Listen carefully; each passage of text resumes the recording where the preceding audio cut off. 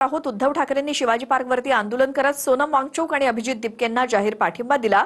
शिवाजी पार्कवरच्या सभेतनं ठाकरेंनी मोदी सरकारवर जोरदार निशाणा साधला. पाहुयात एक रिपोर्ट.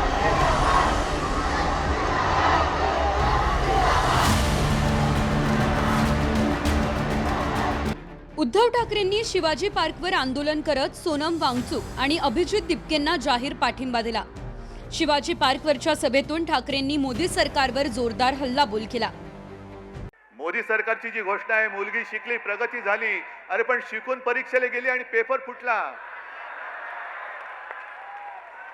ती मुलगी आत्महत्या नाही करणार, मुलगा आत्महत्या नाही करणार.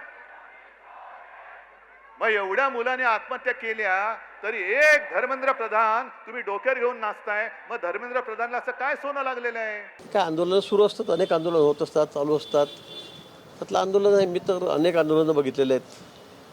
त्या ठिकाणी गेलेलो आहे, दिल्लीपासून मुंबईपासून. मला वाटतं ठीक आहे, त्यांची मागणी आहे, ते उपोषणाला बसलेत, त्यांनी त्यांचं म्हणणं सरकारकडे मांडावं.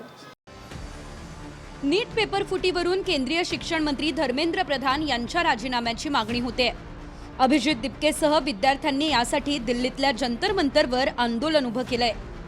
जंतर मंतरवर सोनम वांगचूक यांनीही उपोषण सुरू केलं होतं, पण दिल्ली पोलिसांनी वांगचूक यांना जबरदस्तीनं उचलून नेत रुग्णालयात दाखल केलं.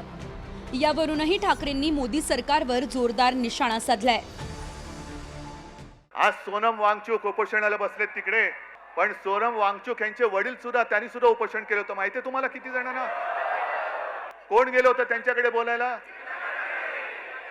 म्हणजे भाजपच्या लेखी हुकुमशाह असलेल्या इंदिरा गांधी सोनम वांगचूक यांच्या वडिलांना भेटायला लडाखला गेल्या होत्या. तरी हे तिकडे दिल्लीत राहून दिल्लीतल्या दिल्लीत भेटायला न जाणारे मोदी आणि शहा हे लोकशाही आणि इंदिरा गांधी हुकुमशाह. कोणी म्हटलं तुम्हाला इतके वर्ष तर तिकडे लोटांगण घालत होते? इतक्या वर्ष कोणाचा जप करत होते? दाखवू का मागची भाषणं बघायला जरा तपासून किती आपण जप करत होते आमच्या मोदी साहेबांचा.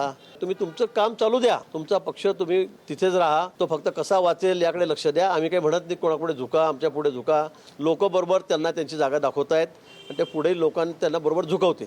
एक तर शिक्षणाचा, स्वतःच्या शिक्षणाचा पत्ता नाही, त्याच्यामुळे शिक्षणासाठी किती मेहनत करावी लागते हे यांना माहिती नाही. अभ्यास म्हणजे काय असतं हेच जर माहिती नाही तर अभ्यास करून परीक्षेला जाताना पेपर फुटल्यानंतर काय होतं या यातना होणार कशा? नाही आता डिग्री खरी का खोटी हा सुद्धा प्रश्न आहे. मला वाटतं उद्धवजींच्या कुठल्या स्टेटमेंटवर बोलणं मला काही फार योग्य वाटत नाही आणि आवश्यकही वाटत नाही. काय शिक्षित आहे काय नाही, आज सगळा देश मोदीमय झालेला आहे. त्यानंतर हे कुठल्या शिक्षणाकडे चालले मला कळत नाहीये. 2.5 वर्षे मुख्यमंत्री राहिले, यांनी काय केलं, हे काय शिकलेत मला माहीत नाही. त्या ठिकाणी सर्व जनता मोदीमय झालेली आहे, सर्व देश हा मोदीमय झालेला आहे. तुमच्या सर्टिफिकेटची आम्हाला आवश्यकता नाही. दिल्लीतल्या जंतर मंतरवर पोलीस बंदोबस्त आता वाढवण्यात आलाय. जंतर मंतरवर अभिजित दिपके यांचं अन्नत्याग उपोषण हे सुरू आहे. पोलीस आंदोलकांना जंतर मंतरवरून हटवतील अशी भीती विद्यार्थ्यांमध्ये आहे. उद्या संसदेचं अधिवेशन सुरू होत असताना विद्यार्थी संसदेवर मोर्चा काढण्यावर ठाम आहेत.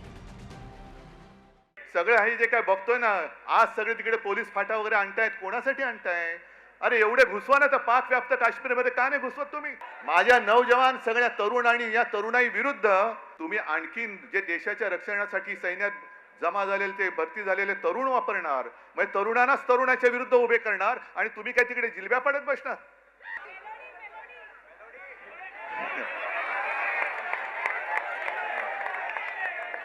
नाही मेलोडी खाओ खुद जान जाओ. आज मी येताना बातम्या बघत होतो, दिल्लीमध्ये जंतर मंतरच्या इकडे युद्धाची तयारी जणू काही सुरू झालेली आहे. सैन्य आणतायत, फौजा आणतील, कदाचित अणुबॉम्ब सुद्धा आणतील. पण या सरकारला माहिती नाहीये या देशामधला हा जो तरुणाईचा अणुबॉम्ब आहे तुमच्या बुडाखाली आधीच लागलेला आहे. दुसरीकडे सरकारने जबरदस्तीनं रुग्णालयात नेलं असलं तरी सोनम वांगचूक यांनी रुग्णालयातही उपोषण सुरू केलंय.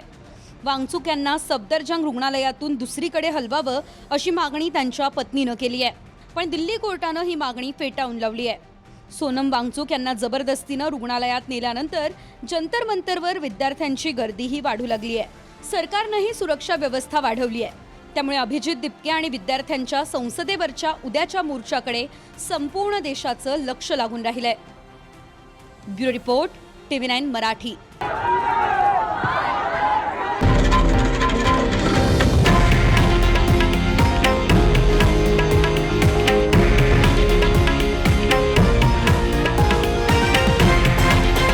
हे आहे देशातील नंबर 1 न्यूज नेटवर्क आणि आपण पाहत आहात TV9 मराठी, एकमेव.